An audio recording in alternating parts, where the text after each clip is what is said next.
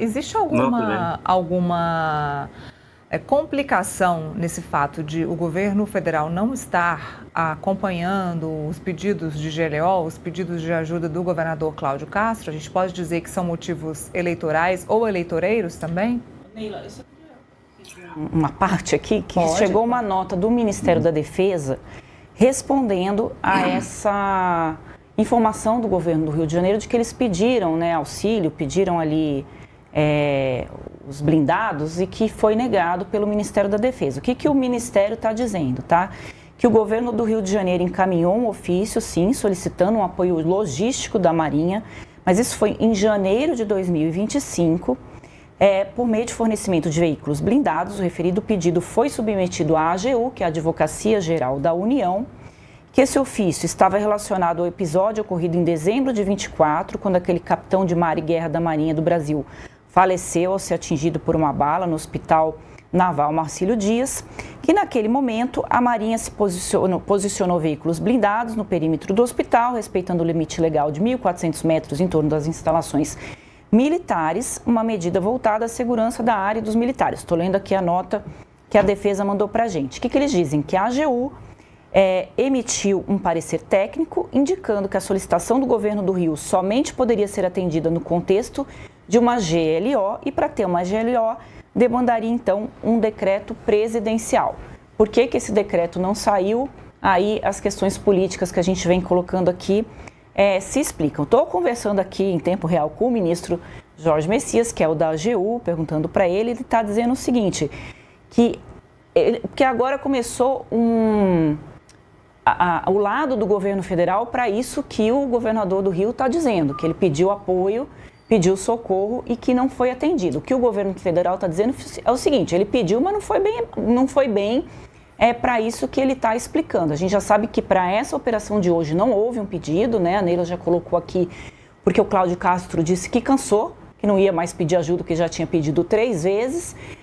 E o governo federal está dizendo, olha, nas 3 vezes que ele está dizendo que ele pediu, não foi bem isso que ele está dizendo. Então vai começar agora, na verdade, uma guerra de versões de um lado e de outro para tentar explicar essa situação. E estava me recordando aqui também, Neila, Carone, Bosco, que essa operação vem num momento, né, em que o presidente Lula deu aquela declaração desastrada, né, dizendo que os traficantes eram vítimas dos usuários, né? Essa turma que foi presa, então, é tudo vítima. Naquela fala do presidente, ele não disse que errou, né? Ele disse que foi mal interpretado, então essa turma aí é tudo vítima dos usuários. Não tem realmente uma política pública no país de segurança. O que se tem é uma discussão de uma polícia cada vez mais violenta, e isso não é uma prerrogativa só da direita, a esquerda também tem uma polícia muito violenta, a ver o que está ocorrendo ali na Bahia. E hoje a gente já tem, né, 60 mortos, parece que o governo federal já está contabilizando 80, e daqui a pouco a gente vai saber, né, se entre esses mortos, como é quem que era policial, quem que era bandido e quem que era, né, pessoas que moravam ali da comunidade, para poder entender melhor esses dados. Mas esta política de uma polícia violenta me parece que está ganhando muito espaço no eleitorado, porque a gente vê que esses governos que têm atuado dessa forma, o governador Ronaldo Caiado também aqui no Goiás se gaba disso, tem 80% de aprovação política, é algo que o eleitorado está aprovando, é algo bastante discutível, né? De uma polícia que primeiro atira e depois pergunta. É algo que, não sei, se a gente conversar com o governador, a gente vai perguntar para ele qual foi a ordem dada nesse sentido. É claro que ele está... O que se fala, né? Quem defende isso? Você está combatendo ali o crime organizado, um crime... Aliás, o ministro Lewandowski deu outra pérola hoje, né? Ele disse que o crime é organizado. O próprio nome diz, um crime organizado, né? Acho que foi um pouco isso. Acho que podia resgatar esses trechinhos, viu? Produção das pérolas aí do ministro... Do final aí da fala do Lewandowski. Do Lewandowski, que é o ministro da Justiça, para quem não sabe, o nosso ministro da Justiça foi ministro do Supremo Tribunal Federal, ocupa aí o Ministério da Justiça e até hoje não conseguiu aprovar nada no Congresso, nenhuma medida de enfrentamento, nem às facções criminosas, nem com relação à segurança pública. Isso tudo está patinando, a gente está chegando aí a um ano do governo e não se tem nenhum acordo político para votação de nada nesse sentido. Então, o ministro disse, né, a facção, elas são organizadas, né, então por isso que a gente está vendo isso aí. Olha, que bom, ninguém tinha entendido ainda, né, que o crime organizado era organizado. Mas enfim, voltando aqui para o início, para amarrar esse desfecho, é uma guerra de versões. O que eles estão dizendo é que a AGU e o Conjur do Ministério da Defesa, o Conjur é a área jurídica do Ministério da Defesa, se pronunciaram só sobre a legalidade do empréstimo desses blindados para o estado do Rio de Janeiro. E que se houvesse uma garantia da lei e da ordem, precisaria vir exatamente de um decreto do presidente da República, e isso não ocorreu. Eu me lembro, acho que o Bosco vai conseguir lembrar melhor, quando teve a intervenção, Bosco, lá no Rio de Janeiro, que foi na época do governo Michel Temer, e que o governo Temer teve uma reunião, que foi bastante, lembro que foi até tarde da noite, que eles decidiram fazer uma intervenção no estado do Rio de Janeiro, se eu não me engano, por conta das Olimpíadas, e Rio de Janeiro acordou ali totalmente, né? Porque a presença do Exército, ela já causa ali uma certa, já se impõe, né? O fato de você ter blindados nas ruas e tal, o Carone estava falando da importância no enfrentamento, mas mesmo que você não está numa operação, só de você ter o Exército ali na cidade, aquilo já impõe, a sensação de segurança. Uma sensação de segurança, exatamente. Então, isso ocorreu muito nessa ocasião, mas os governadores não gostam, como bem colocou o Bosco, porque isso significa que, naquele momento, quem está controlando essa área da segurança pública, inclusive o secretário de Segurança do Estado, ele é afastado, quem controla é o governo federal. Mas teve esse momento ali, né, Bosco, que foi bastante positivo naquela ocasião, né?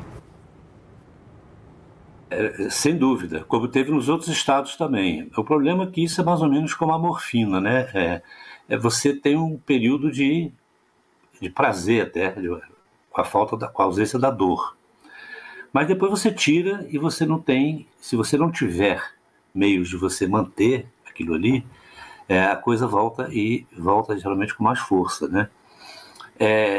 O que me chama a atenção nisso aí, alguém, acho que foi você, Neila, quando leu o ofício, você chamou a atenção para a data, né? 28 de janeiro.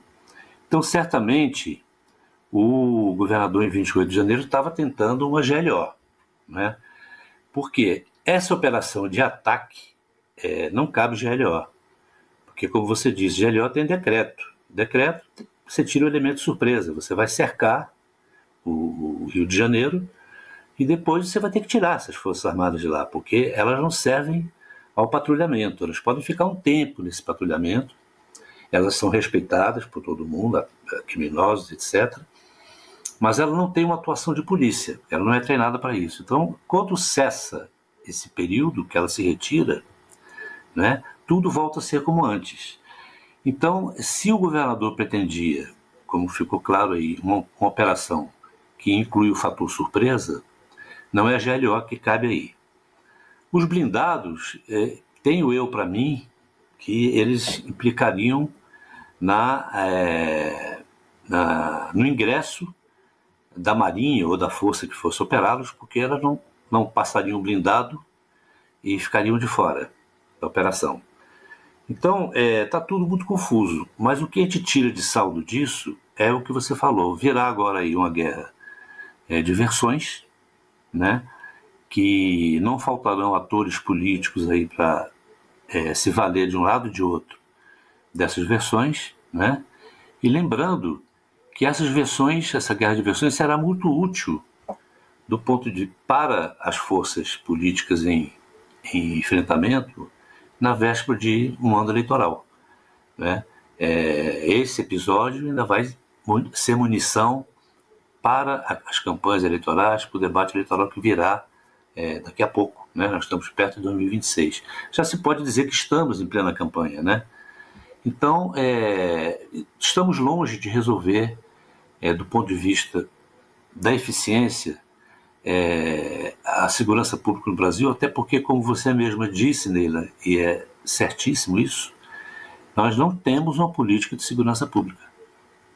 Nós temos políticas de segurança de cada estado, não temos uma política nacional de segurança pública. E o Brasil vai ter que ter, mais hora menos hora, uma política nacional de segurança pública se quiser enfrentar essa força aí que é o crime organizado.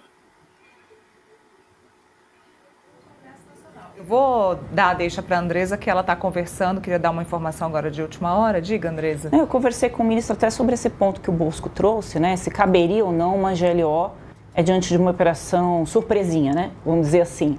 E o entendimento do governo é que sim, caberia uma GLO, mas necessitaria que o governador do Rio de Janeiro fosse explícito nesse pedido, de que ele precisaria de uma GLO para enfrentar essa situação. E aí, para isso, ele teria que admitir que as forças de segurança do Rio de Janeiro não poderiam, né, assumir essa função, essa missão oficial. Então, esse é o entendimento do governo. Virou, mais uma vez, né, uma lavação de roupa suja de um lado e de outro sobre esse assunto e precisaria depois, num momento mais adequado, se entender melhor o que foi que aconteceu. Um diz que pediu, o outro diz que não pediu. Né? E um diz que pediu e foi rejeitado, outro diz que não rejeitou nada porque teria que ter sido pedido de outro jeito. Então, o que a gente sabe é que realmente essa questão política, infelizmente, está dominando muito essas relações, né, entre o governo federal e os governos estaduais, principalmente governos que são de oposição ao governo Lula. O governo Lula, nos outros mandatos, fazia muitas reuniões, né, de governadores, era muito frequente eles serem chamados a Brasília, independentemente do espectro político, para discussões, né, sobre o país. E a gente vê que o país está tão polarizado nos últimos anos que não se consegue nem mais sentar à mesa, né, e se apagar a luz, certamente alguém ia puxar uma faca, né, nele. Bom, eu quero aproveitar, antes de eu liberar o Caron,